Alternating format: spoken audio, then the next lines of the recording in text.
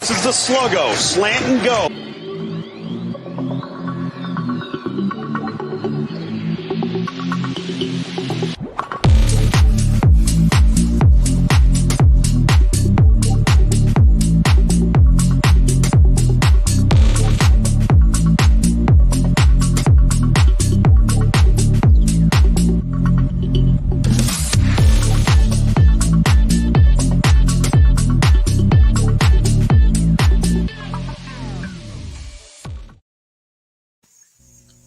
JP, it's at this point every week where I screw up the intro, which apparently I have managed to do again. I think this is show number 99, and I believe this would be the 99th time I screwed it up. JP Priester, thank you so much for joining me today. Casey the Beef Cregan, where is the beef? I talked to him a few minutes ago. I think he's on I-26, probably I-26. He's headed home from your neck of the area, by the way. I think he was up in that general area this week. He's decided that he needs to work for a living, unlike me. So he's on the road. He couldn't make it. You agreed to step in for me. I appreciate it. You're the hardest working man covering Clemson sports, and I thank you for taking 45 or so minutes to talk to me this evening. Hey, my pleasure, man. Let's hope, Casey, if he's on 26, that he's actually moving and not sitting still somewhere. Oh my! I live in the Austin area, and so I know whence you speak or what you speak of. We got I-35 here, and it is a mess, and we try to avoid it at all costs. I even break down and use the toll roads these days because I can't spend 2 hours in traffic to and fro when I have to go into the office occasionally.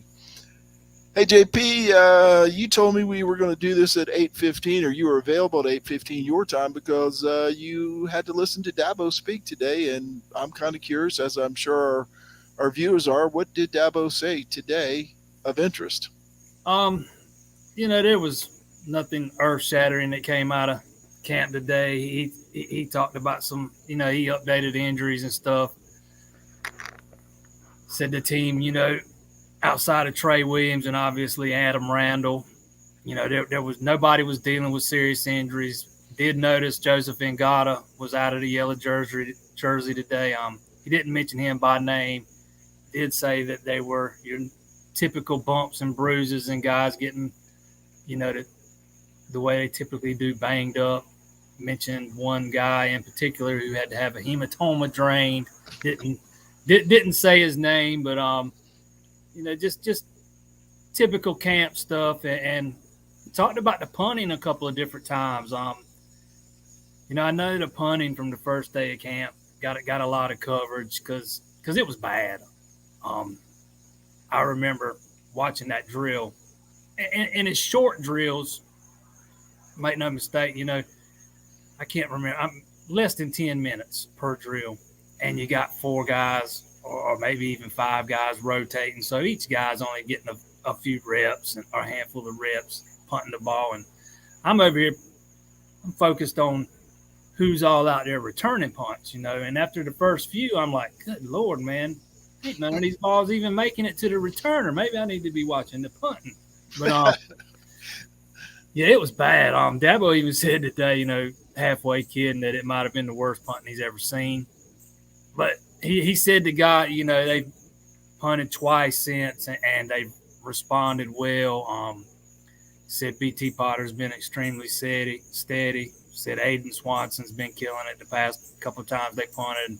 And said the freshman Jack Smith won today, out there today in the punting drill. So maybe it won't be as bad as, everybody thought to begin with. And that's why I kind of didn't even mention it that first day.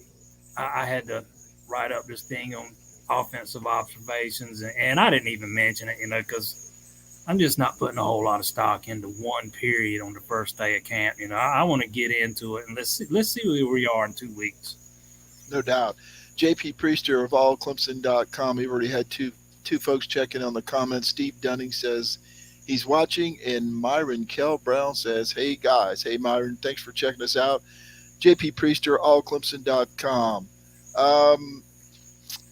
that were your general observations. Let's talk about the offensive line a little bit. You did write an article, I believe it was last week, that you were concerned, or at least going into camp, there were some concerns about the interior of the offensive line. I don't think that's, crazy, considering Will Putnam doesn't have one single snap at center in a game.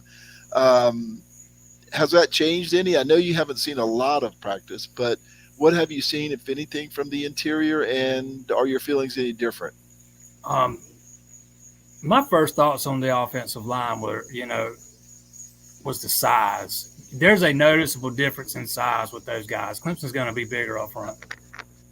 But, there's not a whole lot to be gleaned from the little bit we get to watch, especially when you're not in pads. And I think it's absolutely fair to question the interior of that offensive line, especially at center. We saw what happened when Matt Bockhorst tried to make the transition from guard to center last year. Albeit he didn't have all the spring to work on it the way Will Putnam had. But, there's still going to be questions until we actually see it, because the interior of that offensive line just struggled last year for the most part until we got to deep into the season. And I think until we see something different, it's fair to question what we're going to see from that group again. But first impressions for me, it's the size. It's across the board. If you look at the weigh-in, it's kind of, if you look at the numbers, some of them might be subtle numbers, subtle differences. But if you're looking at them, there's a noticeable difference. And Dabo said today, there's been one bad snap so far, and that is unusual at this time in fall camp. So take that for what you will. Well, let's hope he's not saving them up for the opening game. Dale Hutchins checks in and says 360-pound offensive line, and friend of the show, Houston Burnett, chimes in and says 1 bad snap in 5 days. Take it with a grain of salt, but I'd say that's good news. It certainly could be worse. And Myron says, I'm glad we are getting bigger up front. We really need that. And I didn't put that one up there. There we go, Myron. Yeah, I'm going to tell you, I might be in the minority. And make no mistake, Dedrick Pennington can probably be in a little bit better shape from a weight standpoint. I didn't think he looked terrible, man. I didn't think he carried the weight bad at all. I thought he was moving around fine, and I'm sure he's going to drop some pounds over the next 2 or 3 weeks. But, he's just a big boy, man. And I don't know how true it is, but I was told up there that his body fat is less than 20%. Now, I don't know how true that is. Looking at him, I tend to not believe that, but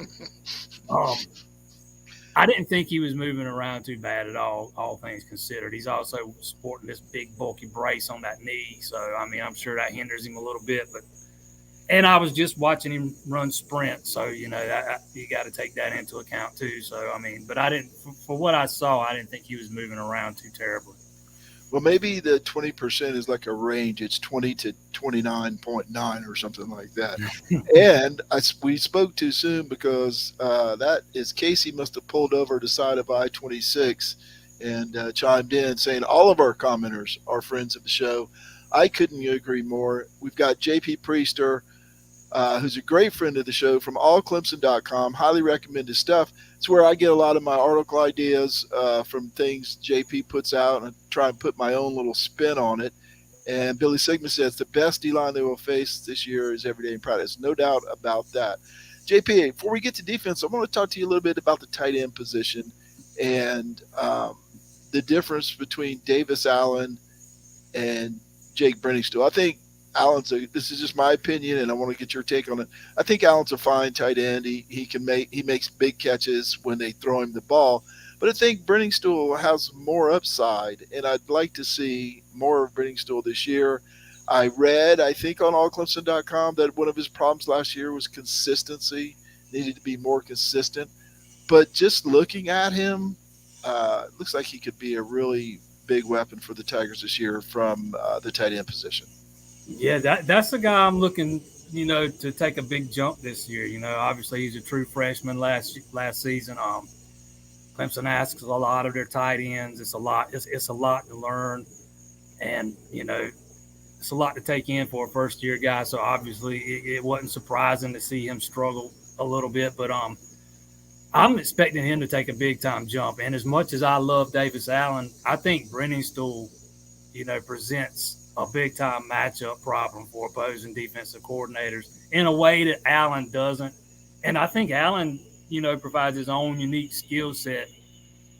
One of the things that's been interesting, I know that one of those days we were out there watching camp, I can't remember if it was the first or the second day during the tempo, they had both those guys on the field at the same time. So maybe we'll see more two tight end stuff this year, with a new offensive coordinator. Maybe that's one of the tweaks we see. All right. And Jared Clark checks in. And Myron, you're asking about the slot receivers, and I've got that down to ask JP about. We'll get to that after the next question. I did want to ask you about the quarterbacks. I think we all know where Dabo stands on the quarterback position, at least in early to mid-August. What's your overall take on what's going to happen? There's no natural break like there was in the Trevor Kelly Bryant year. They play once they start playing. There's 3 games in 12 days, and they don't have a break until the week before the Notre. I think they play 8 games before there's an off week. So there's no, natural break like there seemed to be that year. Is it going to take something terrible to happen for Cade Klubnik to get more than, a few reps a game? Or what's your general take right now as we see here? And it's early August. You haven't seen a lot, I understand. Just your general thoughts on the quarterback position. First and foremost, Clemson's got to be much improved at quarterback. I think we can all agree on that. DJ's got to be much better than he was last year. Or Clemson's got another option that they did not have last season. But I remember, and I can't remember, it might have been back during the Kelly Bryant, Trevor Lawrence battle during fall camp that year. I remember Dabo saying something to the effect that when he's got an incumbent starter, that hasn't done anything to lose the job, if the backup's going to take the job, it's got to be a knockout blow.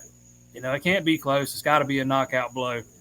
So if Clemson makes a quarterback switch, it's gonna have to be from ineffectiveness. And I don't think Dabo is gonna make a switch the first mistake DJ makes or anything like that. I think he's gonna get, a little leeway, but I don't think the leash is gonna be extremely long because this is a talented football team. You get good quarterback play. This is a team that should be in the playoff and possibly contending for a national title. And I don't think this coaching staff is going to sacrifice wins and losses over blind loyalty to any one player. That includes the quarterback. So I think that DJ's going to have to be better than he was last season. And if he's not, I think Klubnik's going to get a shot. I think it's just that simple. Yeah, it's hard to ask Klubnik to come in and play like the overall number one NFL draft pick did a few years back. And I think we all saw it right in that Georgia Tech game where Trevor just was electric. And you're like, okay, there's our starter. There's our guy that can lead us to a national championship. Nothing against Kelly Bryant. He led him to the playoff the year before, and he probably could have done it again. But it's that next step that he didn't have that was obvious when Trevor took the field. And that's a lot to ask of Cade Klubnik. I didn't see a lot of Trevor in high school.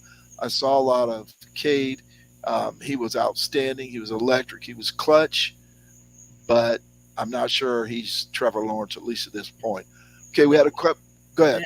I think you just nailed it. People like to compare this to Kelly Bryant and Trevor Lawrence. And, that Georgia Tech game was the knockout punch.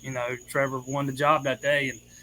But I don't think this is similar to that at all because Cade Klubnik is not Trevor Lawrence. As much potential as that kid has, and he has a ton of it, Trevor Lawrence probably would have been the number one pick coming out of high school, or there's a lot of people that would have said he would have been. Let's put it like that.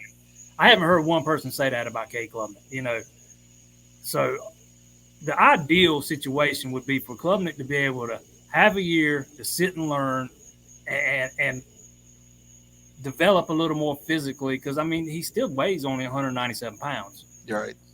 And I think if you go to him, that's definitely got to be a concern. Is he going to be durable enough to withstand the beating he's going to take on a week-to-week basis. And you got to make that switch knowing that it's possible you got to turn right back to the guy you just benched. So, Yeah. I mean, it's not going to be as cut and dry as some people think. Yeah, and he's not 6'6", and I don't see the arm that Trevor has either. And even in 6A Texas football, he looked small at times last year, even as tall as he is and as big as he is for your average, 19-year-old college freshman, 18-year-old college freshman. He did not look huge against 6A Texas football players last year, but he played huge, that's for sure. We've had a few questions about the slot receiver position, and that was on my list to talk about. I think we talked about this a few weeks ago, and you mentioned Spector maybe being that person. Stelato's in the mix. We're hearing a lot about Antonio Williams. Who do you see at the slot? How do you see that working out? Because that's a big position. I heard it again on a podcast today about all of Clemson receivers are these huge guys, and no one can play the slot like Renfro or Amari Rogers. Who do you see in the slot as the season begins? I think it'll probably be Spector to start with. I thought Tyler Grisham, or I can't remember if it was Grisham or Streeter, made that pretty clear in Clemson at media day a couple of weeks ago that Spector would be the starter at slot. But I'm going to tell you, people are raving about Antonio Williams, and it's not just one or two people. Anybody you talk to up there, that kid has flashed every day in practice so far. Barrett Carter raved about him yesterday. Golly, I can't think of. I'm trying to think of who it was the day before that. Somebody else the day before that we got to talk to was raving about him. Dabo's, went on about him a couple of times, and I think he's the real deal. It's just, he didn't enroll early. It's going to be a lot to learn. We'll see where he is a month from now, but don't discount Will Taylor either, because I've heard him be referred to as Hunter Renfro-like with more speed. So, and this is a kid that, if I'm not mistaken, hasn't even caught a college pass yet. So I think he's got a lot of upside, and he's a burner. But, Clemson's got options there, unlike last year. All those guys were hurt. Spector, Stellato, they were about to move Taylor from quarterback to receiver when he got hurt. So they didn't have those guys last year. They had to play the big, slower guys in the slot like Justin Ross. We saw Bo Collins there. We got options now. Spector, again, Williams, Troy Stellato, Will Taylor. That's 4 guys right there. You just got to stay healthy. And if you stay healthy, I think Clemson's got some options. But I do think it'll be Spector to start the season. Now, whether he ends the season as a starter, that's yet to be determined. All right. We got a couple of questions here from our viewers. Billy Sigmund wants to know, with DJ down 30 pounds, is he moving better in fall camp? Yeah, I think he's moving around much better. Last year, a lot of times when you would go from drill to drill, DJ would be jogging with the guys. This year, he's sprinting from drill to drill. Not only is he moving around better, I think he's trying to take more on as a leader on the offensive side of the ball. And, he's never going to be one of those in-your-face, rah-rah guys. He's right. Real laid back. We all know that. But I think he's trying to be more of a leader-by-example type guy. But, yeah, absolutely. I think he's moving around better. Now, does that translate into games? We'll just have to wait and see. But in practice so far, no pads. Yeah, I think he's moving around much better. Nice. JP Priester, allclemson.com. Can't recommend his stuff highly enough. Works over there with Brad and Will. All good guys. Really good stuff over there. Just click on JP's articles, and you can read all about Dabo's words today that JP was there for. Hunter Johnson, is he an option? I think the answer to that is no. I'm going to go out on a limb there, JP, and answer that one myself. Jared Clark says Klubnik's time will come soon enough. And Jared Clark says, I'm thinking Will Taylor and Spector will share time. That sounds just like what you said. Let's move over to the defensive side. I don't think there are too many questions about the defensive line like there are the offensive line, except maybe Trey Williams coming back. for the Georgia Tech game, and I'm of the opinion, why? Why rush it, right? There's Georgia Tech, there's Furman, there's Louisiana Tech getting ready for Wake Forest. I mean, it probably won't last that long, but there's no need to rush him back for Georgia Tech with the depth on the defensive line. Thoughts? No, I totally agree. You know, I don't see any reason to rush him back at all. Clemson is deep on the interior of that defensive line. You know, behind starters Tyler Davis and Brian Brissy, you got Ruka Rojo, Etnosa Rubin. Dabo Sweeney was raving about DeMonte Capehart the other day. Said he's ready now after, you know, being in the program a couple years. And Capehart's a guy I got to watch play in high school. I've always been high on. He's from the Hartsville area before he transferred to IMG. Just needs an opportunity. Seems like he's there now. But yeah, there's no absolutely Peyton Page too. You know, there's no reason to rush Trey Williams back. Yeah, I'm totally on board with that thought. It's, you know, it's kind of funny. I remember when Peyton Page committed, and it was this huge commit, and now the guy's having trouble seeing the field, right? His second year, and they are just stacked at that position. It's weird how that works out. We could have used some of those guys on the other line. But anyway, one position that intrigues me is the Mike linebacker. Been hearing a lot about Keith McGuire and Levante Bentley both. Are they the ones that are going to man that position? Is there a battle? Is somebody ahead of the other? I like them both. Now, I only see McGuire, you know, bits and pieces, and for that matter, Bentley too. But both of them seem to have a good motor, and I like the way both of them play the game. So what do you see at that position, and has anybody got the advantage early in camp? Sounds like McGuire and Jeremiah Trotter Jr. are getting a majority of the reps there. Bentley's getting a lot at Will and Mike, if I'm not mistaken. But, you know, I don't think it much matter who they run out there first, you know, because it's another position Clemson's going to be extremely deep at. And I'm of the opinion that Trotter could be a guy that could have a breakout season. His football IQ is off the charts. He's been here a season now. He knows what it takes.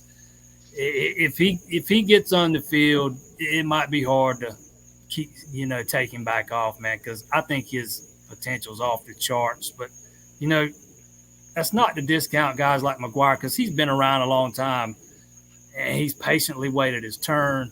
So we'll see how it plays out. But from talking to those guys yesterday, the way I took it was McGuire and Trotter were sharing a lot of the reps at the mic, and Simpson was not Simpson, but Bentley was playing a lot repping a lot at the wheel. That was the way I took it, unless I misheard it. Okay. Billy Sigmund, you asked about the punter. JP addressed that right off the top and said, you know, they had a bad day that first day, but, you know, reading to that, what we will. We all have bad days. I had one today, as a matter of fact, at work. So, but it's much improved since then, and it was just a bad day. It may not be as bad as everybody made it out to be. Houston Burnett has a question. Off topic from the D, but I see you rave about Clay Pender. Is that a preferred walk-on candidate, or do you see him taking a full ride elsewhere? He's probably going to take a full ride at a smaller school, I would imagine. I love Clay Pender, man. I don't know if he's, you know, quite at that talent level, man. And I hate saying that, but you know, I think I saw him made the list for Mr. Football in South Carolina this year. Kid can fly, man. He can fly. He's just a kid that I don't ask me why. You know, I kind of have had a little relationship with him for a while now, since he worked out at camp a year ago. And I don't know, I kind of got a little soft spot for him, I guess. I really like him, man. He's a good kid. Sounds good. No worries, Billy. Just reiterating what we talked about earlier. No worries about tuning in late. Jared Clark, I'm definitely with JP. Send any one of them out there, linebackers. We have run stoppers with speed and can cover the ground quickly. And that's what I heard, or what I've read, is that, you know, they may not be the same as Skowski, for example, but they're going to be perhaps faster and more athletic. If you know, maybe a little more skill than Scalzi's animalistic instincts, for lack of a better term. Do you agree with that? Yeah, I've been hammering on that. I think Clemson's going to be much faster, much more athletic this year than they have been in quite some time, actually. I think it's been a while since Clemson's had this kind of speed at linebacker, and it should be very entertaining to watch. All right. Talking to JP Priester, allclemson.com. Thanks for everyone for commenting and tuning in. It's been a fun show so far. Allclemson.com is where JP's work can be found. Talk a little bit about the back end. Of course, we know about Makuba, but they lost some guys back there on that back end. There's going to be some new and different names, not totally new, but some guys are going to have to play that didn't play a ton last year. A little bit about that back end besides the obvious one, Andrew Makuba back there. Yeah, you got to replace 2 first-team ACC corners, actually. Sheridan Jones is the veteran of that room. He's a senior now, but Nate Wiggins has been getting talked about a lot all summer by a lot of his teammates. DJ actually called him the best cover corner in the country right now in Charlotte. That's pretty high praise. I'm not sure I'd go that far with it, but listening to him talk yesterday, he's grown up a lot in the past year. He was struggling with some maturity issues last year, wasn't taking the classwork side of things seriously, just needed to get dialed in from all aspects. And it sounds like he is fully bought in, and he's kind of reshaped his body a little bit, added a little bulk. He's the guy I've got for, I had him for my top breakout player on the defense side of the ball, which seems like everybody's going that route now, so that's not much of a surprise anymore. But, I think he could very easily end up being a starter at corner. Dabo's raved about Fred Davis and the step he's taken since last season. Kind of been waiting for the light to come on for Davis. This is a former 5-star guy, kind of the forgotten man in that room. Might be on the verge of seeing him have a breakout season, and don't discount those freshmen. I know Toriano Pride got a lot of publicity during the spring, and rightfully so, because he looked good in the spring game, and I think he's got an extremely high ceiling. But I think Jaden Lucas' potential is off the charts, man. That kid looks really good. He looks physically ready to play right now. Pride was listed, and I did an article today. He was listed in one of the top 50. I think he was 36, and Klubnik was 38. The top newcomers in college football, which included, by the way, transfers. I think 1 through 15 were transfers. They counted as newcomers. I couldn't figure that one out, but newcomers at their new school. But still, out of all those transfers and freshmen, Pride was listed as 36 and Klubnik 38. So you mentioned Pride, but how about Koval? Is any chance he sees playing time this year? With the injury to Landon Zanders, I think that's, absolutely a possibility. I know that he is much further along from a developmental standpoint than they were expecting. That he is much better with his coverage skills than they thought he would be when he got to campus. So he's a lot further along than they thought he would be. And with Landon Zanders, unfortunately having to step away due to injuries, I think there's absolutely opportunity for him to get on the field. But it's going to start with Makuba and Jalen Phillips. And you got some depth with R.J. Mickens. You can play Tyler Venables at safety. So, again, it's another position Clemson's got some options in. But, I'd be surprised if we don't see Sherrod Koval on the field and getting some opportunities at some point, and probably fairly early. All right. Well, we've hit every position more or less, and except for one, place kicker, and we know who's going to man that position. There's no question about that this year. Put out a highlight of him hitting a 52-yard field goal this morning. He was drilling them from well over 60 in the indoor facility yesterday. Nice. That's good to hear. It's always nice to have a field goal kicker you can depend on. All right, JP, we're about to hit your wheelhouse here. We want to talk a little bit of recruiting before I let you go for the evening. The big question is running back, and we can talk about running back, and you can tell me, who they're after. They're one at a time here, and but what else is out there? I know you and I talked a week, 10 days ago, and you gave me a list of the positions. But tell me, who are they looking at running back? And is there somebody behind that person? As we've talked about many times, they seem to go one at a time for running back for some reason. And what's left for Clemson as they've closed in on 20 recruits this cycle? As far as I know right now, Chris Johnson's the guy on the board. He's the top, obviously the top guy on the board at running back. And for whatever reason, Clemson likes to take this one at the time approach with running backs. That's the philosophy, like it or hate it. That's just the way it is.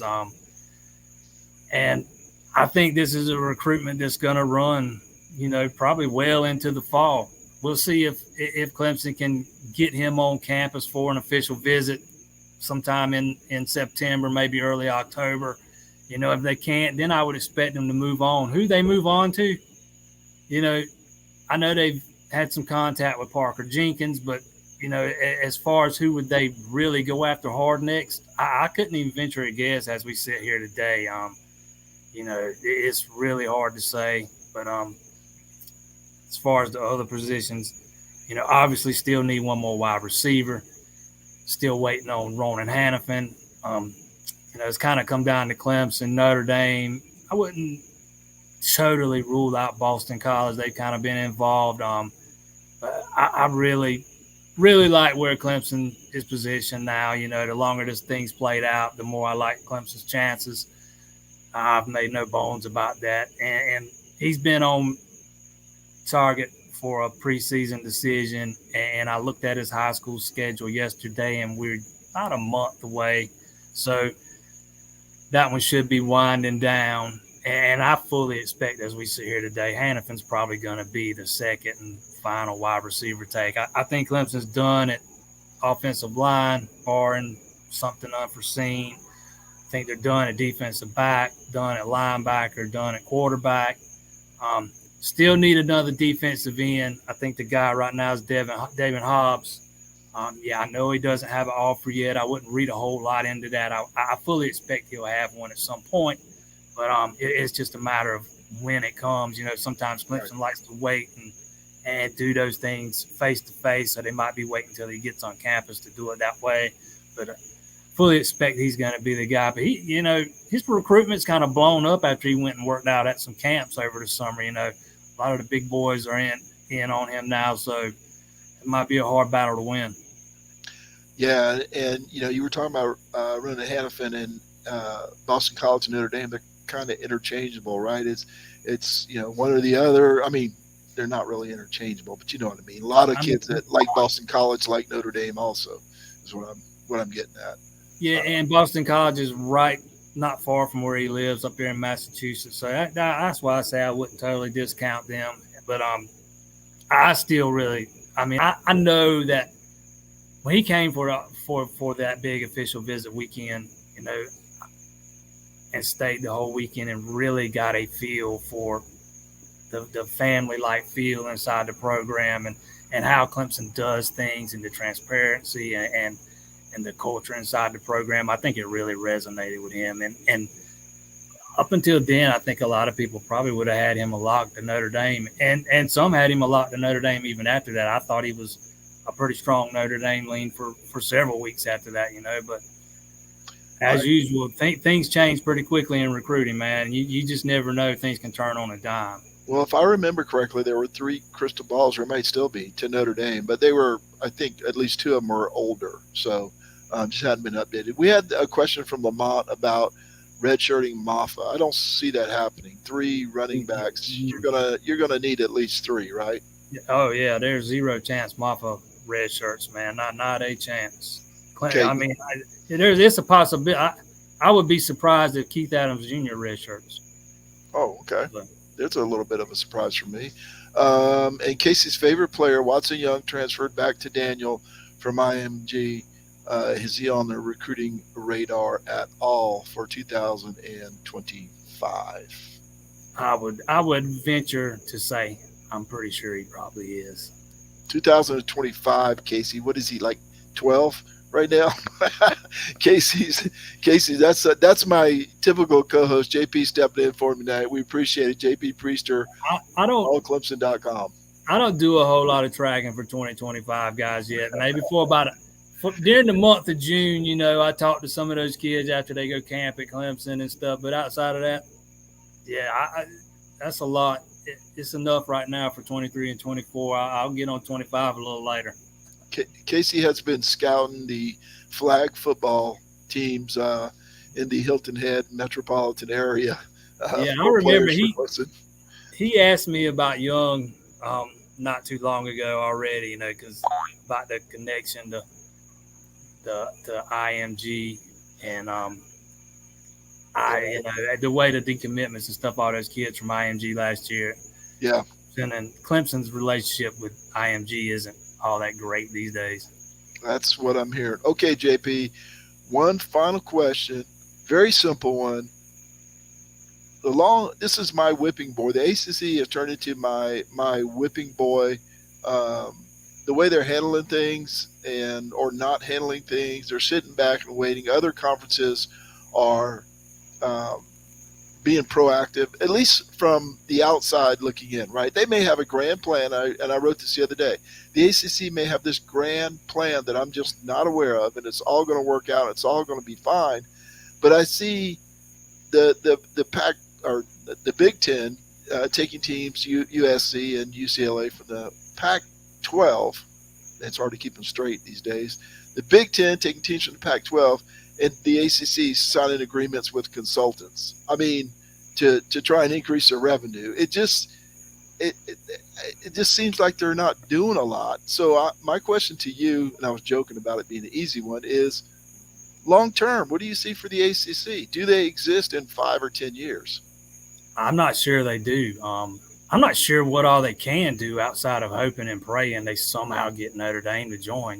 Because you start inviting teams in, and that might open up that grant of rights, and who knows what happens if you do that. I think there's at least one team that might be pretty close to challenging that thing here in the next year. We'll see how it plays out.